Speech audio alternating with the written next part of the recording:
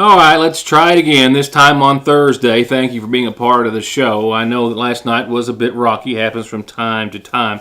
You know, the reality of it is that I do not know of any other person, and this is not a braggadocious statement, just a statement of fact, that I don't know of anyone else in the world, and certainly the country, who's doing quite what I do here in regards to just having this local show on local networks, which of course also makes it out to the world via the internet, but the actual setup itself as well, which includes the software that I use, how Foothills and Howard's Communications has lines ran directly into this building, which allows me to go directly out to you exactly at 6 o'clock when I'm ready to hit the go button.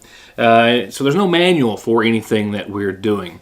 And we know, of course, that we've been trying to battle some problems with some intermittent audio outages on Foothills Communications, and they've been waiting for months to get some new equipment in, and it's here. It's finally here. You can order anything right now in this world and actually arrive anytime soon, but it's here. And we spent yesterday trying to get that replaced. It's still not happy, but we've made some strides. We've gone back to the old setup tonight, so everything just as it was. I apologize for the audio difficulties yesterday, but it's closer. It's closer to being fixed and better. So with that said, thank you for your understanding again.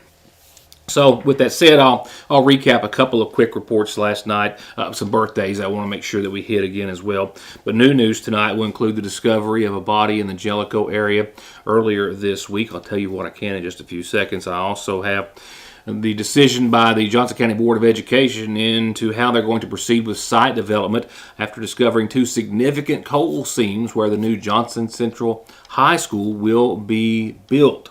And have some numbers for you as was presented during their meeting earlier this week, and a host of other news and information that will include several things from our governor.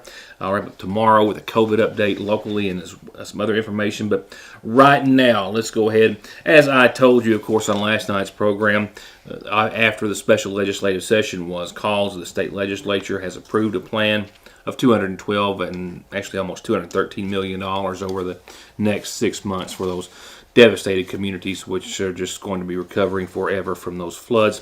$115 million goes to provide financial support to cities and counties and school districts. $45 million to the Kentucky Transportation Cabinet's budget for state matching funds to pay for bridge and road repairs. $40 million for the Department of Education. $12.7 million for the State Fiscal Recovery Fund and American Rescue Act. Those funds will go toward water and sewer infrastructure projects. The governor, as well, in his weekly Thursday update today, detailing as well the progress that's still going on in eastern Kentucky. That does include, of course, the number of water outages, which are still being whittled down to almost, I don't want to say nothing, because of course it doesn't include the number of hookups that are just no longer there. Nevertheless, in his Thursday update today, his Team Kentucky update, the governor did begin with confirming still 39 fatalities, still 2 missing Breathitt County women. You know, today makes 4 weeks exactly that daylight first shone on that flooding that took place. Power outages down to about 107 out of 227,000 or so. Water outages as well, still being brought down. Shelters right now, there are almost 400 people being housed in state parks, 233 in about 80 travel trailers, including a lot of those at Jenny Wiley State Park. And FEMA right now, over $49 million, he says, in grants have been approved for about 6,000 households. He also referred to his trip to eastern Kentucky yesterday, specifically Wolfe County, where a groundbreaking ceremony was held and $100 million was presented, the bulk of which going to that most recent segment of the Mountain Parkway expansion project, with the governor indicating that after that's done, that wouldn't be the end of it, that we would see the 4-lane going all the way to Pikeville. The first and largest is the Mountain Parkway expansion in Wolfe County, a $97.1 million project. Listen, this is the main artery road that goes through this part of eastern Kentucky. And as we are able to 4-lane it, this section will mean it's 4-laned all the way from Winchester when it starts to Salyersville. It opens up the area for the attraction of new jobs. So many businesses in the past have said they need a 4-lane highway. After this, it's on to Prestonsburg, with the goal, once that's done, we'll have 4 lanes all the way from Pikeville to Paducah. We say those terms a whole lot, but this will be the first time in our history that we do. I think every legislator, every leader there would say that this is a really big deal that gives new possibilities to those in the area. We also had $201,445 for sidewalk replacements and crosswalk improvements in Jackson. We had $25,000 for a park in Jackson as well. $3.3 million for water and sewer in Breathitt County, which we know needs it right now. McGoffin County, just under $100,000 for some road resurfacing. And before I go on to some other things from his Team Kentucky update dealing with monkeypox and COVID, sticking on the subject of roads, I wanted to include that I also learned earlier this week that bids were let just in the past few days for the Ivy Point project. I do not have an exact timeline. We have had the tentative timeline before. I'm not sure if that's been adjusted as of yet, but it looks as though that project is getting closer to actually getting underway. I'll have an update for you on that very, very soon.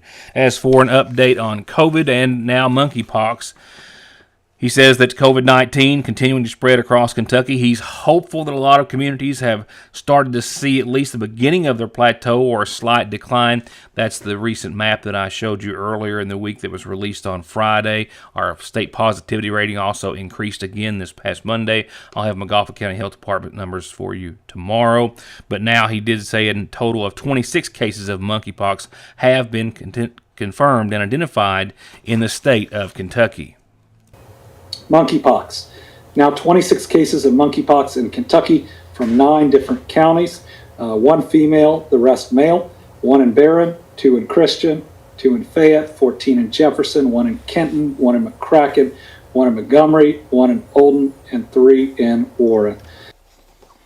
Bashir also announced just today $25 million to plug orphan wells across Kentucky. There are estimated to be well over 1,000 in Kentucky. He says this money from the Better Kentucky Plan, Strong Communities Program, is $25 million, and it will create 180 jobs. And the orphan well plugging program will have a broad footprint, he says, across the Commonwealth. And from what I understand, interested contractors are encouraged to bid through the Finance Cabinet on packages of orphan wells identified by the Division of Oil and Gas as eligible for this program. The division estimates that up to 1,200 wells could be capped through the initial grant, and there might be as many as 14,000 orphaned oil and gas wells in Kentucky to be plugged. And there's also going to be another $80 million available to Kentucky to further that. I'll be right back.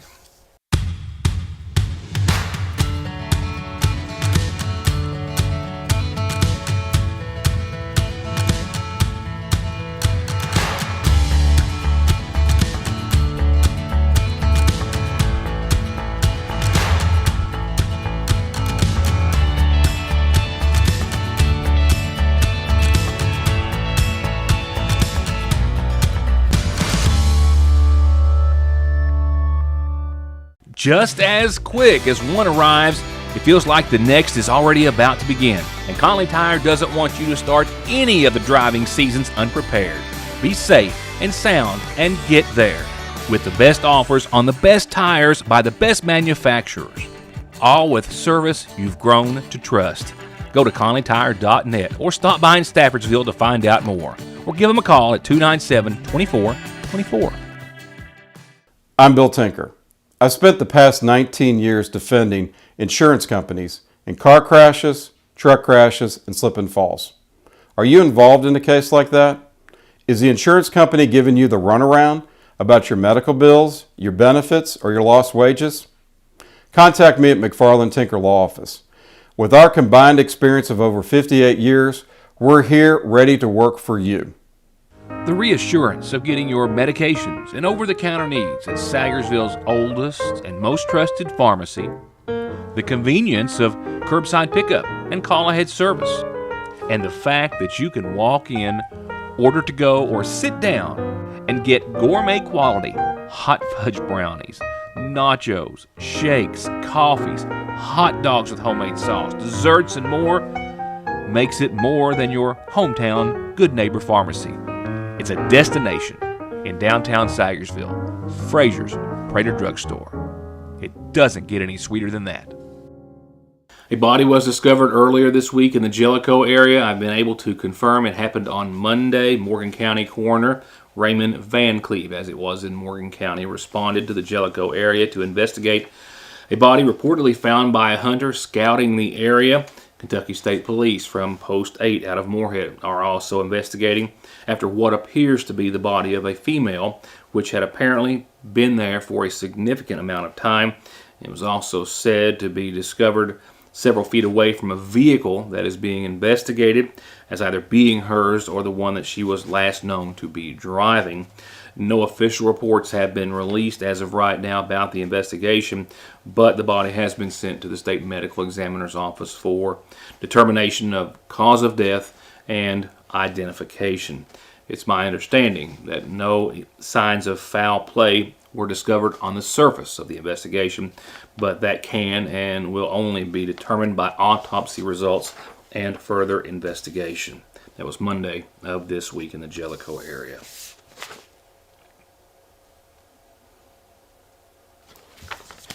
The Johnson County Board of Education was presented with a couple of options this past week related to site development for the new Johnson Central High School, which will go up on the hill behind the Walmart over in Paintsville. This after geotechnical reports have been processed confirming significant coal seams on the property, which have to be considered before construction can begin. And that's, of course, including site development. And the board was presented with two options from Dewey Bocook of Bocook Engineering related to dealing with or not those thousands of tons of coal. We'll go down to option one is going down to 800 elevation. Now this is the coal that's in place. Okay. We're going to move 4.3 million yards of material to get down to 800 elevation. We've estimated that to do that, it costs you $4.75 a yard to move it. And that is conservative, meaning hopefully that's going to come in less when you actually build it. Well, this is a big job. This is like a highway job. That option one, as you heard Bocook say, would remove 4.3 million cubic yards of earth, getting them down to the elevation of 800 feet. It would cost $21 million to do, and with one coal seam being sold, they would recoup about $3.1 million by selling the coal. The second option that he presented was to go down another 22 feet to get to a second coal seam, a much larger coal seam. It would cost them another $6.5 million to get to that coal seam, but they could sell the coal for $8.5 million, making $2 million. Taking all of that into consideration, Bocook leaned towards option number one, as did the Board of Education and its chairman, Bob Hutchison, saying that looking at 2 years of site work, he says, I'm not sure if going with option two and going in at 22 feet will be a win-win for students or the school because of the time and money. District 1 board member Paul Greer also spoke up and said that regardless, if you went with option number two, you'll be building or constructing on more field dirt than not. And that was also a con against option number two. We have to make a motion that we do not want to sell the coal with plan one. I would just make the motion. Just options. If either option's already got, we'll have that in there. Both options already have them. So I make a motion that we go with option one. And I second. Motion's been made and second to go with the approval selection of option one. Is there any further discussion? If there'll be none, we'll call for a vote. All in favor say aye. Aye. Any opposed? Motion carries. Thank you very much. A quick recap of a report that I aired last night with some audio troubles. The McGoffin County Fiscal Court met in special session earlier this week with a primary goal of setting tax rates for McGoffin County, acknowledging that they could not lower them as they have been able to do for the past couple of years. However, they didn't increase either. And with a lower tax base this year compared to last, keeping the rates the same and not raising them also means that the county will generate a little less money to operate on than they had last year. With Judge Wireman explaining that it was hopeful that the county would be able to reduce tax rates, as they have actually been able to do for the past couple of years. But that just was not the reality at this time, given the current economic climate. And he explains why. Carried. All right, item 4 is to consider approval of real, personal, motor vehicle, and watercraft tax rates for 22-23 year. We got the calculations in from Frankfurt. We have saw a decrease of about $425,000 as far as assessed values go. That means that the calculated rate would have to go up, but that's not something that we want to do. It would be my recommendation that we maintain our tax rate at the current rate of 46 cents per 100 for both real and personal, and at 16.3 for motor vehicle and watercraft. And 16.3, that's what it's been forever and a day, probably since the 1990 or 83 when they passed that law. These rates would generate about $1,322,000.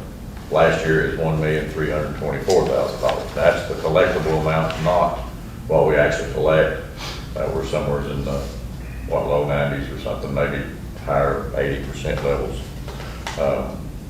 But if we go back to 2015, 2016, the collectible amount back then was like 1.65 million.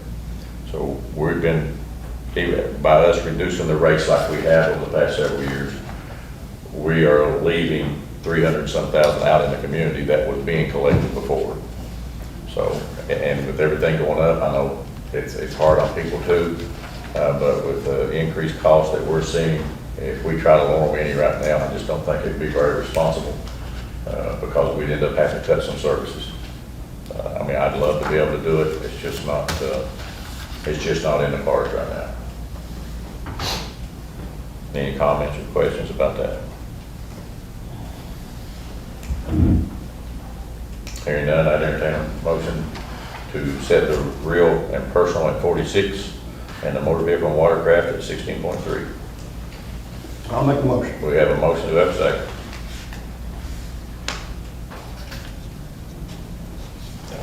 Made and second. Any further discussion? Hearing none, all those in favor signify by saying aye. Aye. And our motion carries.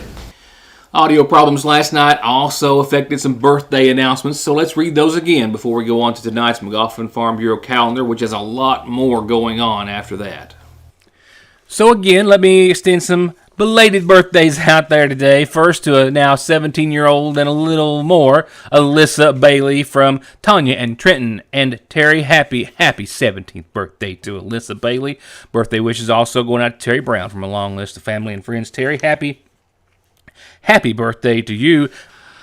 With family and friends also wanting to wish James Wireman the happiest of birthdays as well. James, happy now belated birthday to you. It's hard to believe, but Founders Day is next week, starts Wednesday, just to kind of go through a little more intense schedule of events, inclusive, I guess, or complete. I'm not sure what the word I'm looking for is. It all starts Wednesday at 6 with the opening ceremony down at the cabins, the Healthcare Pioneers dedication, honoring our 4 healthcare pioneers this year, a Kiwanis plaque dedication. Then following that, just stroll right on over to the stage, and the baby contest will start at 6:30, and the Miss McGoffin right after that, right around 8 o'clock. And then Thursday, the Big Sandy Healthcare group is going to dedicate, in recognition of service, to Mildred Patrick Sizemore, their building at the Hope Family Medical Center at 10:30 that morning, and then later on that evening, the Little Miss and Master pageant start at 6. Miss Teen Thursday night 8:30, and then of course Friday's a big day. One of the big things, of course, is the 4-H pet show, and that's the pet with the best trick, most unusual pet, pet with the best costume, open class dogs, puppy, open class cats, and kitten categories. That all starts at 10 o'clock Friday morning, and of course Friday's going to be a long day of a lot of other fun things to do, including after the pet show, Dino Roar is around 11. They got 3 different shows, 11 and 1 and 3, in the old library parking lot. You've seen the big dinosaurs that aren't really real but kind of look real, might have a person inside or something like that. That's what it is. It's going to be great. The school events start at noon, the look-alike contest at 5, the talent show at 6, Miss McGoffin that night at 8:30, and then, of course, Saturday it's the Kiwanis 5K, the vendor mall, the city park, and the car show, big car show. Saturday starts in the city park at 2, they'll register starting at 10, Founders Parade at 1, live music in the city park, we'll talk a little more about that, and then, of course, fireworks that night over downtown Sagersville. Coming up later on, our next announcement there, Saturday the 27th at the West Liberty Equestrian Park. I've been told about the next horse show, one of the next horse shows in the area. This is a benefit horse show supporting flood victims. A young girl, a 17-year-old senior down at Morgan County, Harley Back. You might know her, some of the older folks out there, as the great-granddaughter of Winfrey Cheek, maybe? Yeah, Debbie brought this in and was telling me about it. That's Saturday the 27th, 6 o'clock. It's going to be a great show. She's working really hard, this young lady, to put this together. I've got a few days to remind you. I will be doing so, but that is, once again, this Saturday the 27th. Actually, I've just got tomorrow to remind you, right? Gosh, time, where is it going? Sagersville High School class reunion for anyone who attended the Sagersville High School, 37 to 79, Saturday, September the 3rd, 4 to 10 at the McGoffin County High School. Free. All the food, all the fun, all the dancing, everything that goes along with it. Dress code is casual. They hope that you'll be there if you went, graduated, or just spent a day at the Sagersville High School. They'd love to have you. Sign-ups, again, tomorrow and Monday, 4 to 6 at the cabins for the Baby and Little Miss and Master pageants here in McGoffin County. I think that's the calendar announcements that I have for you tonight, except to say when you have one you want everyone to know about, please tell me so I can tell them. Best way to let everyone know what you've got planned. From there, we'll go to Obituaries, sponsored nightly by our friends at the McGoffin County Funeral Home. A reminder, services start tomorrow at 1 for Elsie Ross Reisner, 76, of Sagersville. She passed away Monday, survived by her sons Donnie Ray Green and Leonard Phillip Reisner, Harlow Benny Reisner, as well as Casey Lynn Reisner, Deborah Lee Trustee, Sharon Maletta Back, and a host of grandkids and great-grandkids. She's preceded in death by her husband, Leonard. Services start tomorrow at 1. Arrangements incomplete at this hour for 67-year-old Arlene Francis Prater of Sagersville. She passed away yesterday. As well, I'm told arrangements incomplete at this hour for 44-year-old Danny Joe Patrick of Cannell City, formerly of Sagersville. He passed away yesterday, survived by his wife, Rachel.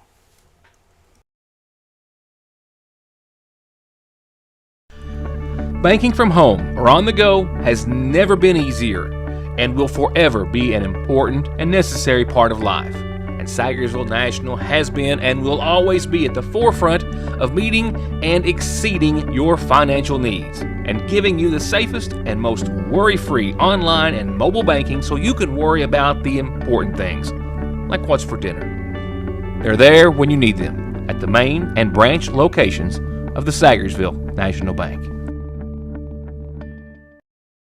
Parkway Pharmacy, as always, promises the quickest service with the very best care and prices, and to always have someone there to talk to when you have a question, with 3 pharmacists, curbside, drive-through, and call-ahead service. Parkway Pharmacy in Sagersville, 349-4400. Where you can always talk to a pharmacist when you need one. Stop in at Prohibition today. We have hot coffee, iced coffees, frappuccinos. If you're not a fan of coffee, we have non-coffee beverages like Freshies or Red Bull Kickers. Stop in today for a pup cup, whipped cream and dog treats, designed specifically for your pup to make their tails wag. Try our delicious donuts from Gracefully Made Donuts, cheesecake and brownies from our local cheesecake lady, and an assortment of other delicious pastries from Rutabaker's Bakery in Moorhead.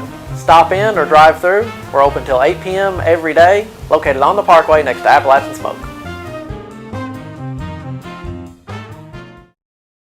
It was true last week, true this week, it will be true next week. There's always new arrivals, and now they're for fall at the seasonal shop. They've got new fall shorts and more coming in soon, but they're already fully stocked on cello jeans and cutoffs, and they're now carrying Hornet football, hats, tees, and sweatshirts just in time for the season, and all proceeds go to the McGoffin County Quarterback Club, plus new Ridge and Holler designs, some that need no explanation, and a complete new line of fall baby clothes. And remember, they have baby and wedding registry. They also have a new line by Capri Blue where fashion meets fragrance. Amazingly pleasing scents across a line of candles, diffusers, soaps, lotions, and perfumes for home, car, and the bath. And do yourself a favor and don't even think about looking anywhere else for fall decorations inside and out before you stop by Frazier's Prater Drugs Seasonal Shop. I'm Kelly Collins from Golden Law Office. I began my legal career in Lexington, representing some of the nation's largest insurance companies. This experience provided me with the inside knowledge as to how the insurance company will prepare to defend your case. I'm now taking that knowledge and returning to my hometown in Eastern Kentucky to help those hurt through no fault of their own. If you or a family member have been injured in an auto or truck accident, call Golden Law Office today. Now going on to your Licking Valley RECC forecast. There's evidence of some cold fronts throughout there, but we're still hoping that everything's going to be calm and nice, or at least as close to it before or for Founders Day. We're still a little too far out to nail that down, but here's what I can tell you thus far. And for this weekend, 62, mostly clear tonight, and a calm wind. Tomorrow, beautiful end of the week, 84, mostly sunny.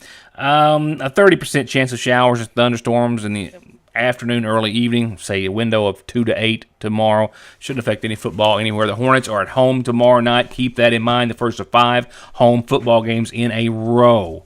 Keep that in mind. Very important. Saturday, 85 and 62 for your high and low. Saturday's high and dry, sunny, a little fog in the morning, but otherwise beautiful, sunny and clear. Sunday, 89 and 67.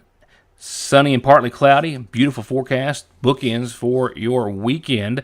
Here's hoping that next weekend for Founders Day will be just as nice. We'll have to wait and see. I can tell you right now, though, that the cold fronts that I spoke of a few seconds ago, well, they start to work their way in after the weekend and into early next week. Nothing major right now, but you'll see it. Monday with a 30% chance of showers, upper 80s, mostly sunny skies. Actually, a 40% chance of showers and storms, now updated. Tuesday, a little more. 86, partly sunny.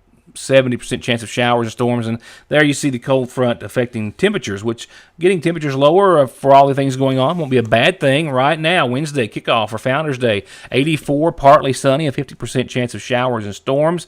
Thursday of next week, 81, mostly sunny, a 30% chance of showers and storms. I'm hoping we'll follow that trend with fewer shower chances and mild conditions temperature-wise throughout the rest of our holiday weekend. We'll know as time rolls by. And that will do it for this Thursday. I think I said it earlier when I was going over the Founders Day schedule, but if you haven't already, pick up today's edition of the Sagersville Independent.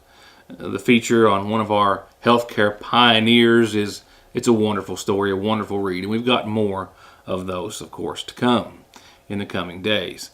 For now, enjoy the rest of your Thursday. Thank you for watching, and see you tomorrow, I hope.